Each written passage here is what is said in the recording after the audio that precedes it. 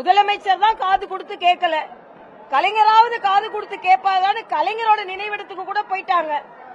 ஆக காது கொடுத்து கேட்காத ஒரு ஆட்சி நடந்து கொண்டிருக்கிறது. ஆனா முதலமைச்சர் 2026 பத்தி சொல்லும் பொழுது எல்லாரும் மகிழ்ச்சியா இருக்கிற மாதிரி சொல்கிறார்.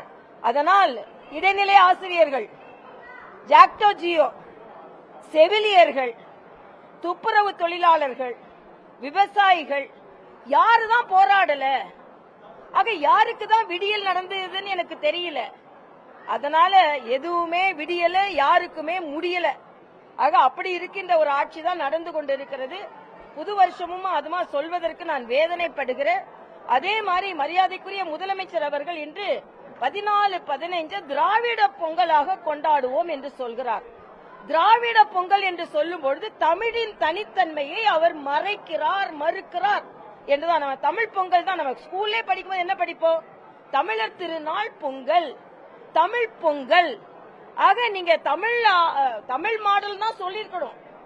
மாடல்ன்றதே ஆங்கிலம் தான். தமிழ் மாதிரி நீங்க ஒரு மாதிரி ஆட்சி நடத்துறீங்க, தமிழ் மாதிரின்னு சொல்லணும். அது திராவிட மாடல் சொல்றதே தப்பு. இதுல வந்து திராவிட பொங்கல்னா தமிழை அப்படியே மறக்கடிக்க செய்து கொண்டிருக்கிறார்கள். இவர்கள் சொல்கிறார்கள் மரியாதைக்குரிய மோடி அவர்கள் தமிழை புறந்தள்ளுகிறார் என்று.